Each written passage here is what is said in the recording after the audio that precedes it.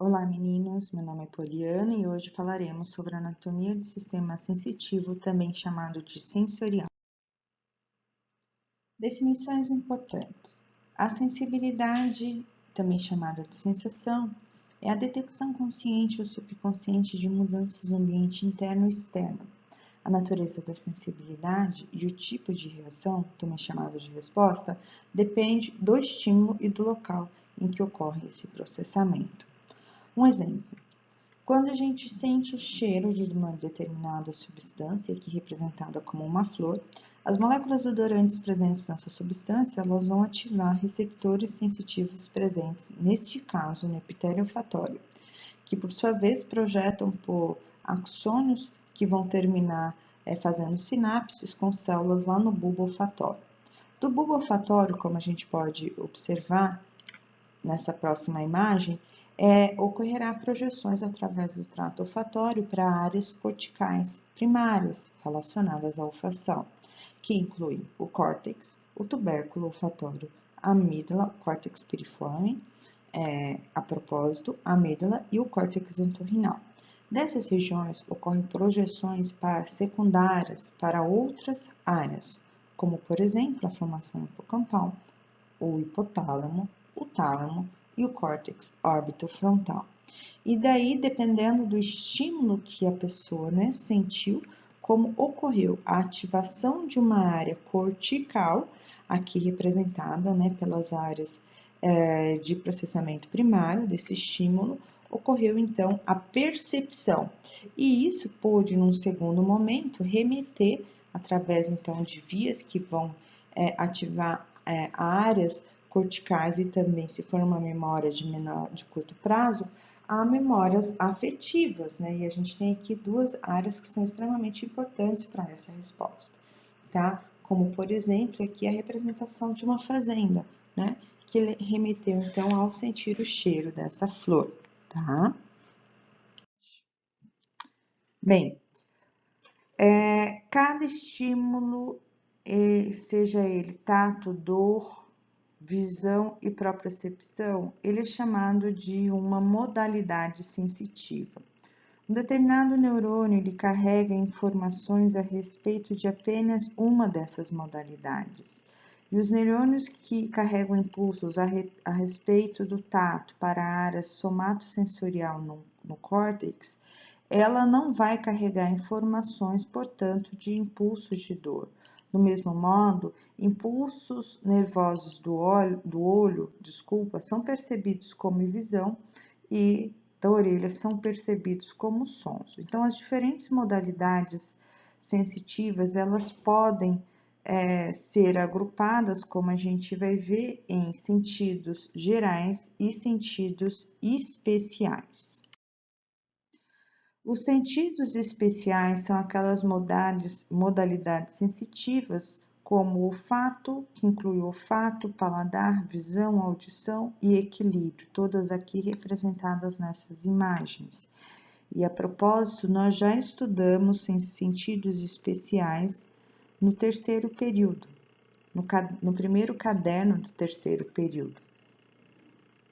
Neste momento e nessa aula, a gente está referindo aos sentidos gerais, ou melhor, a gente vai aprofundar em uns sentidos gerais, que referem-se aos sentidos somáticos e aos viscerais.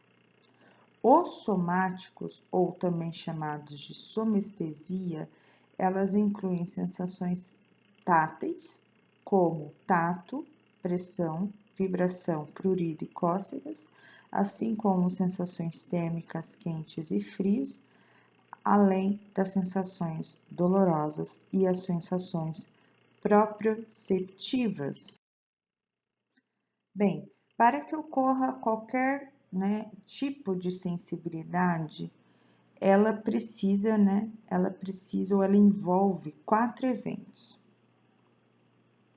Então, primeiro é a estimulação do receptor sensitivo, mas antes da estimulação, precisa ter o estímulo. Então, o número 0 seria estímulo. Primeiro seria estimulação do receptor sensitivo. tá? Então, o estímulo adequado ele deve ocorrer dentro do campo receptivo, ou seja, a região do corpo em que a estimulação é capaz de ativar o receptor e produzir uma resposta, tá? A transdução do estímulo, que corresponde ao segundo evento, né? A transdução, cada tipo de receptor, ele vai apresentar seletividade, ou seja, faz a transdução de um tipo de estímulo, tá? Que seria a conversão, ou a transdução da energia em um estímulo para um potencial graduado. Lembrem-se que os potenciais graduados variam em amplitude, tamanho. Dependendo da força do estímulo que causa, eles não são propagados. Então, isso aí vocês precisam voltar, né, em cadernos da tutoria para poder entender isso. E cada tipo de receptor, como eu mencionei, ele apresenta uma sensibilidade, ou seja, ele é capaz de fazer a transdução de apenas um tipo de estímulo. Por exemplo, as moléculas odoríferas, como a gente mencionou há pouco, presentes no ar, estimulam os receptores olfatórios, presentes no nariz, que vão fazer todas aquelas transdução, tá? Bem, além disso, o terceiro evento é a transmissão da informação por vias sensitivas, e como eu mencionei, dependendo do estímulo, né, ele vai ser levado por vias diferentes para as regiões superiores, ok?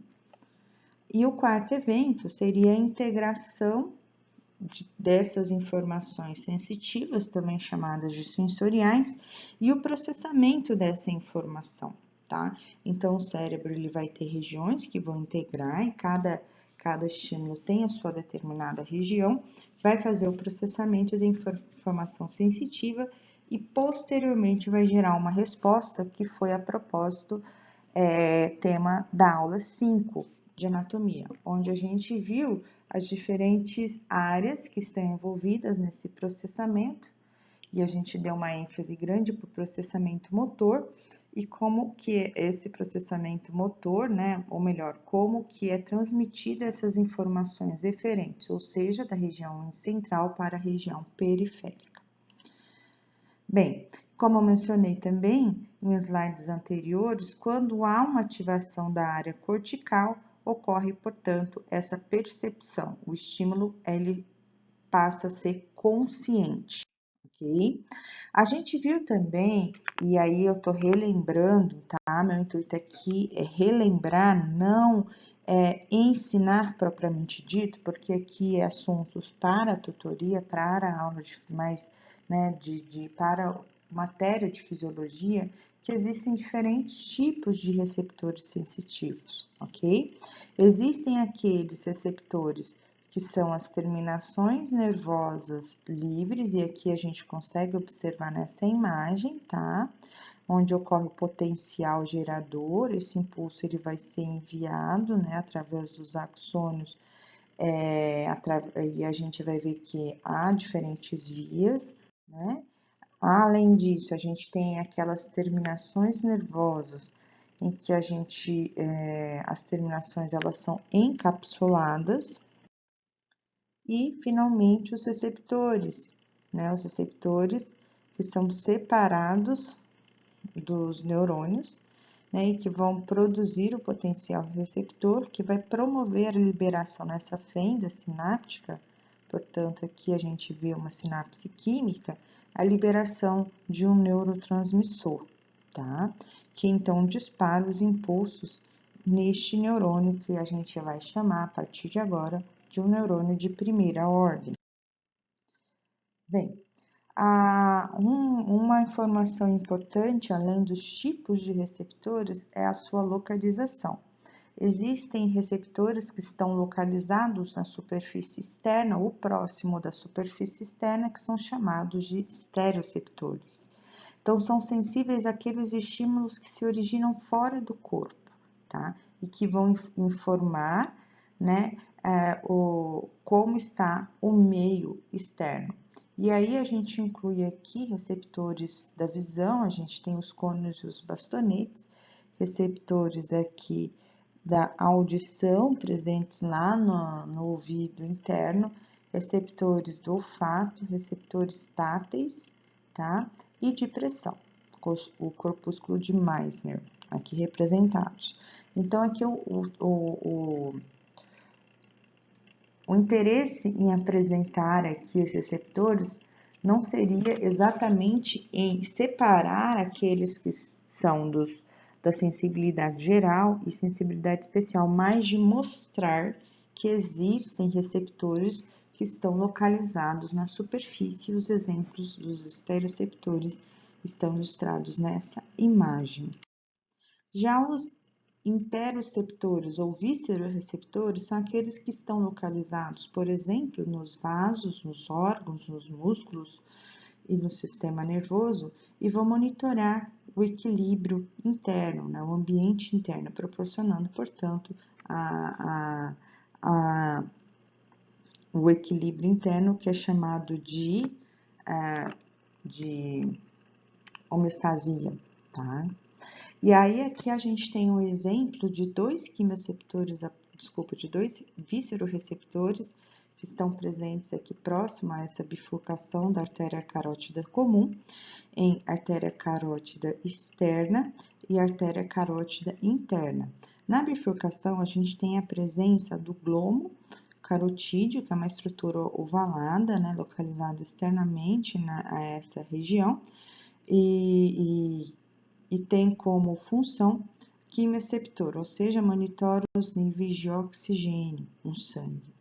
Além disso, a gente consegue perceber, desculpa, voltando aqui um slide, naquela imagem anterior, os baroreceptores que estão presentes na dilatação da artéria carótida interna que vão estar detectando a pressão. Bem, como eu não consegui voltar, a gente continua então nesse slide que fala sobre a localização dos receptores chamados de proprioceptores, que são aqueles que estão localizados nos músculos, tendões e articulações, e eles vão fornecer informações a respeito da posição do corpo, da força, da tensão e da posição e movimento das articulações, tá?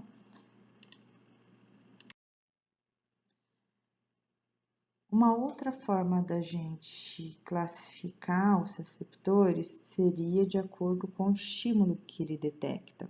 Então, a gente tem os mecanoreceptores, tá?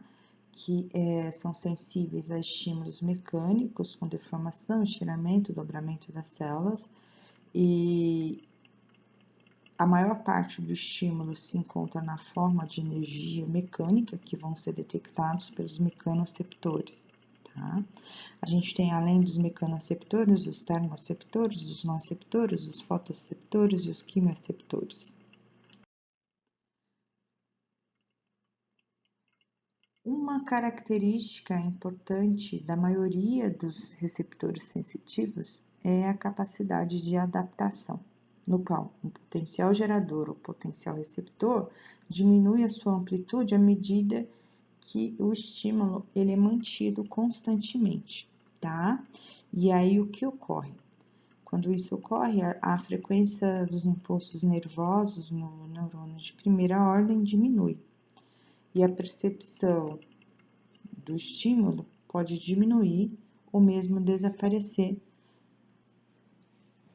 mesmo quando o estímulo persiste, tá?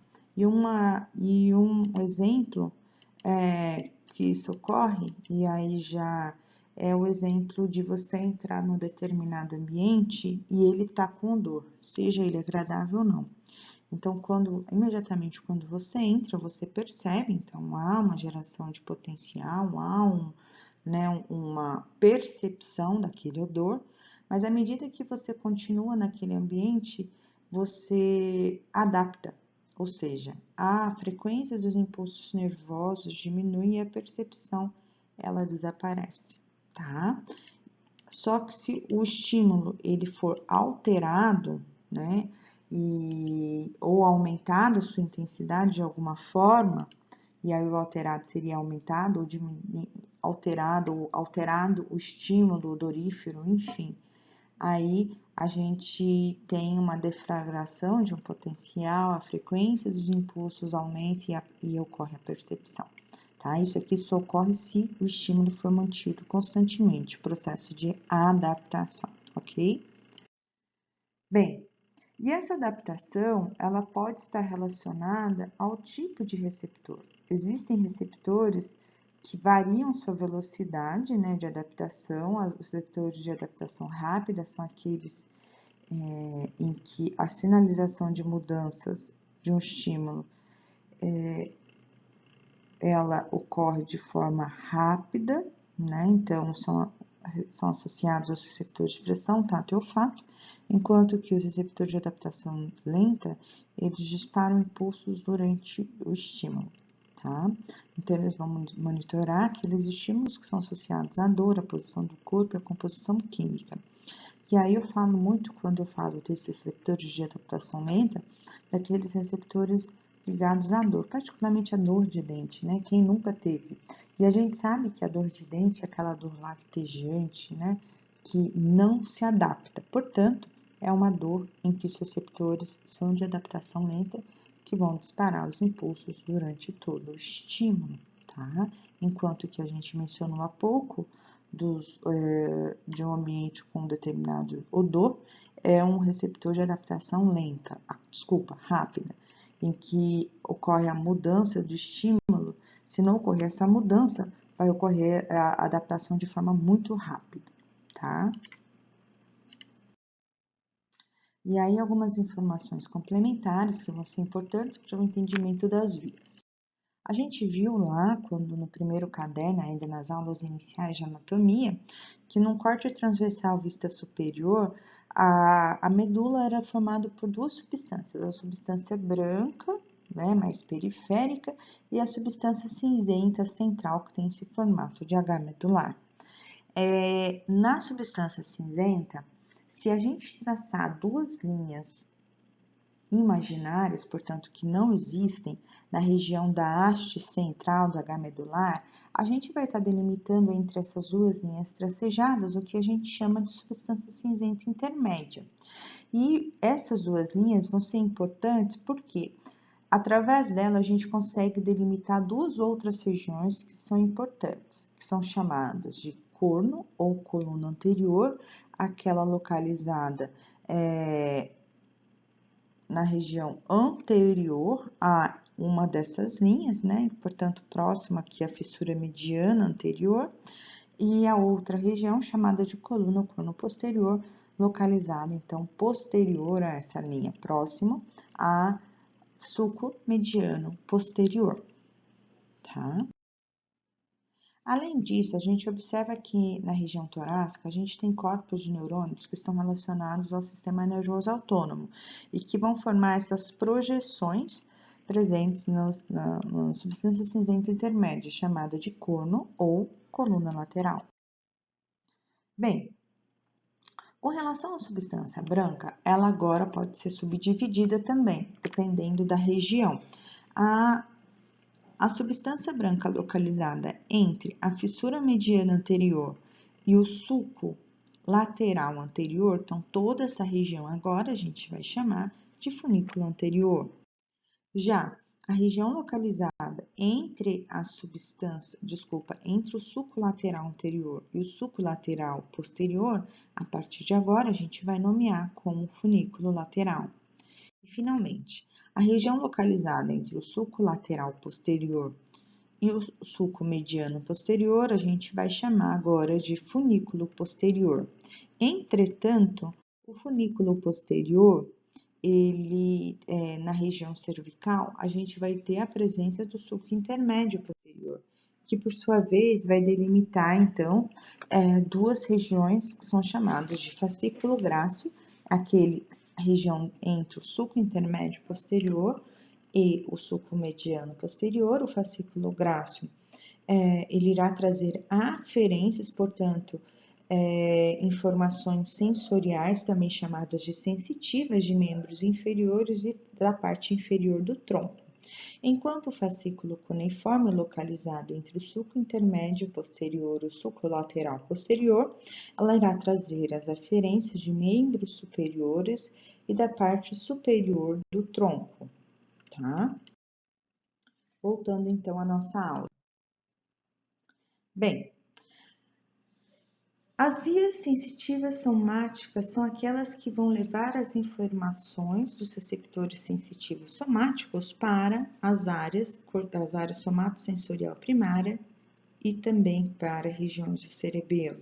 Estão envolvidas nessas vias os neurônios de primeira ordem, que são que conduzem os impulsos dos receptores somáticos para o tronco ou medula. Os neurônios de segunda ordem, que vão, por sua vez, conduzir os impulsos do tronco ou da medula para o tálamo.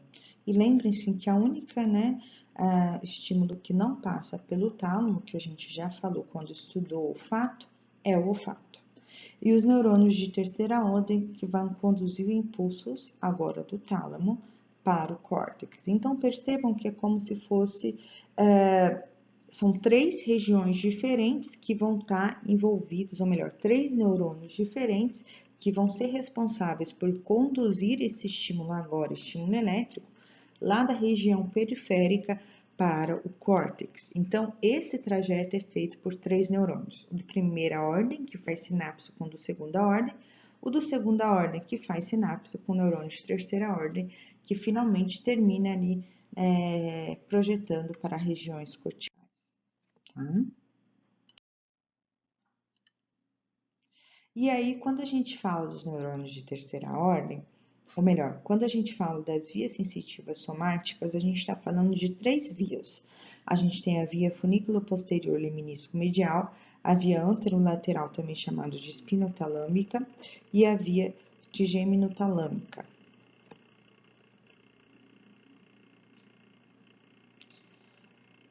Já os impulsos sensitivos somáticos que vão chegar ao cerebelo, eles são levados pela via ou trato espinocerebelar.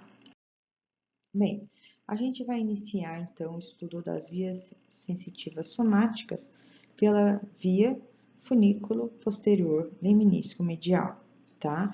Pelo próprio nome a gente já consegue deduzir de onde ou quais são as regiões que vão estar envolvidas. A primeira vai ser o funículo posterior, que a gente viu, né, em slides anteriores, que é a região que está delimitada entre o sulco mediano posterior e o sulco lateral posterior.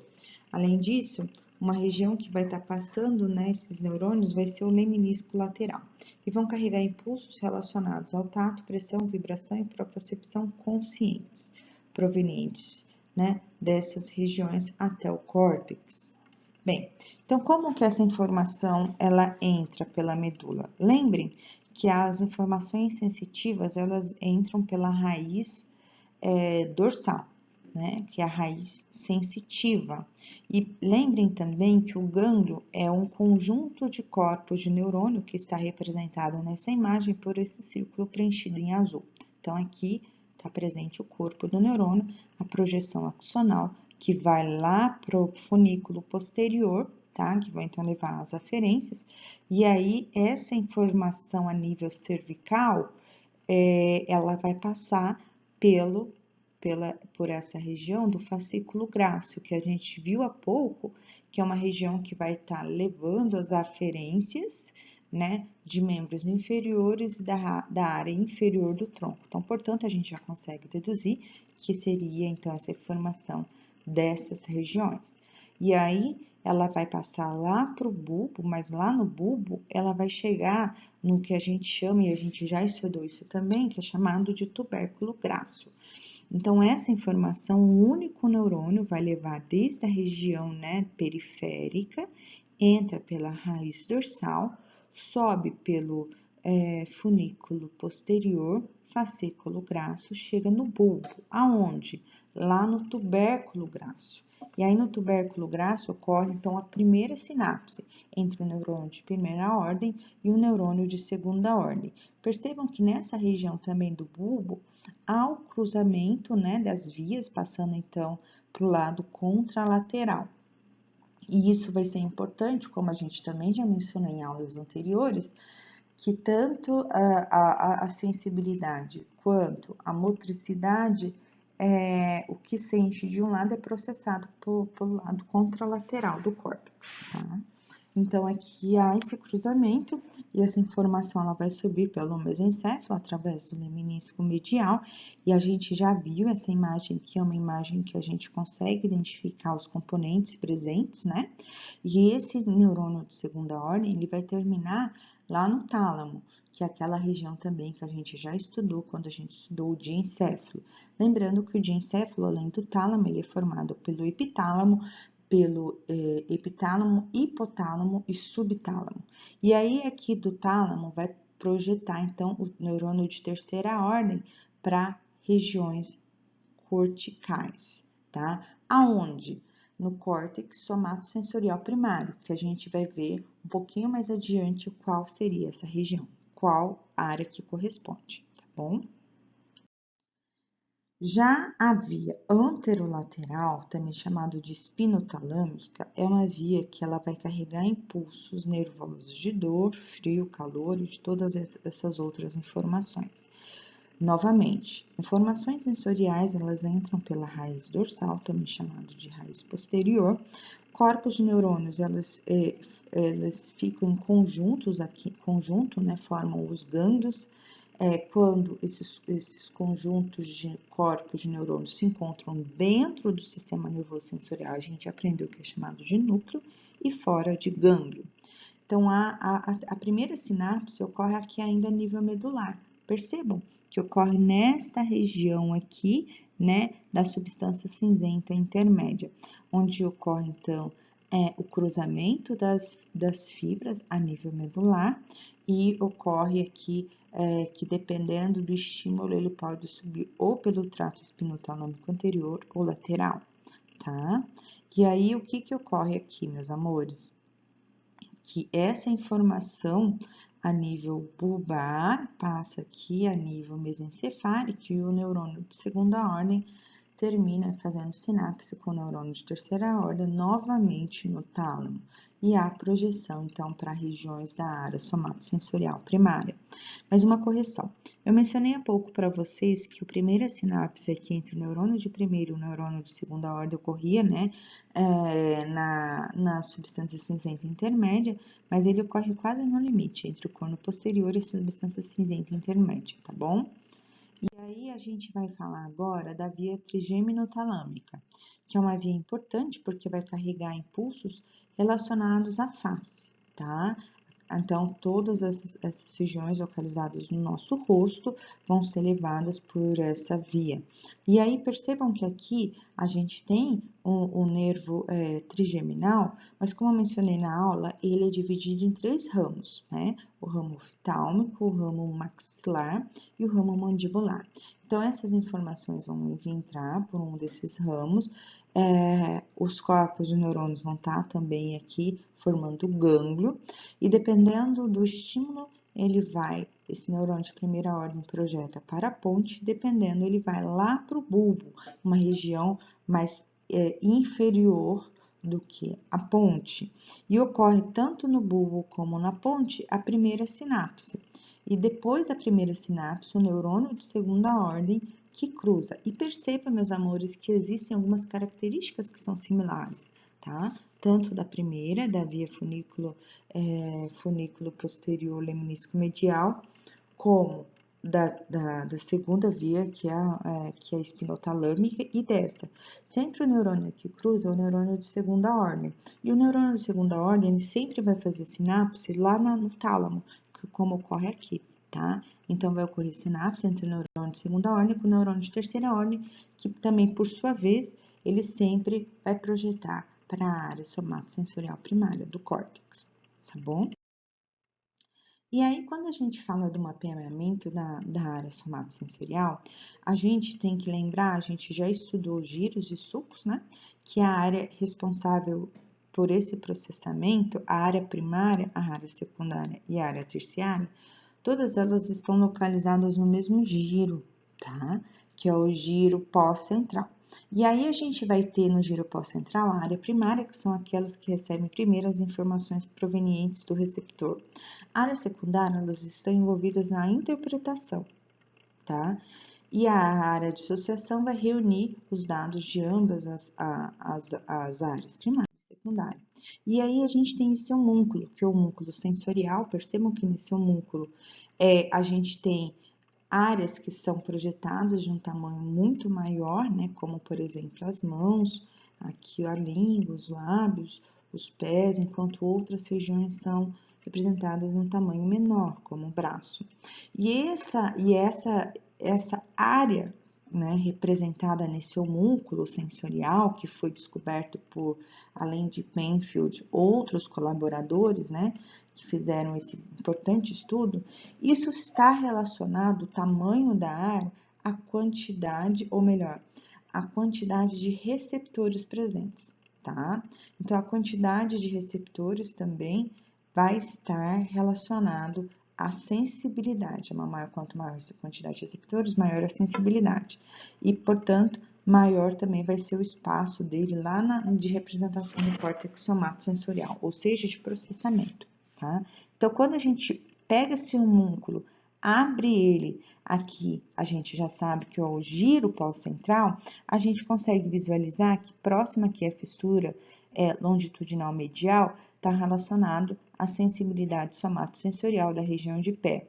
Já aqui, já nessa região mais superior ao joelho, coxa, aqui a gente tem o braço, mão, face, né, e todos os seus componentes. E aqui presentes também alguns dos órgãos, como língua, faringe. E aí eu mencionei na aula, isso é apenas um exemplo, né, para vocês conseguirem entender. Se a gente tivesse um AVC isquêmico, que é uma coisa mais local, né, e atingisse exatamente esta região do giro, o indivíduo perderia a sensibilidade somatosensorial referente a esta região, tá? E aí, aqui eu coloquei para vocês, eu disponibilizei também, né, o link, esse link nos slides, de um vídeo que foi feito lá pelo FMG, que explica um pouco da fisiologia, que eu tentei ainda, que não é, né, o tema da minha matéria, mas introduzir para poder facilitar o entendimento das vias. E aí vocês podem também estar assistindo, né, esse vídeo que está disponibilizado gratuitamente lá no YouTube. Bem, outra parte da aula que eu não vou mencionar agora, a gente identificou e nomeou os músculos da cabeça e pescoço. Então, isso foi feito em sala de aula. O livro que eu usei para basear a primeira parte que foi gravada foi o Tortora, que vocês, inclusive, têm disponibilizado no Class, eu compartilhei com vocês. Então, eu desejo para vocês um ótimo estudo e uma excelente prova. Tchau, tchau.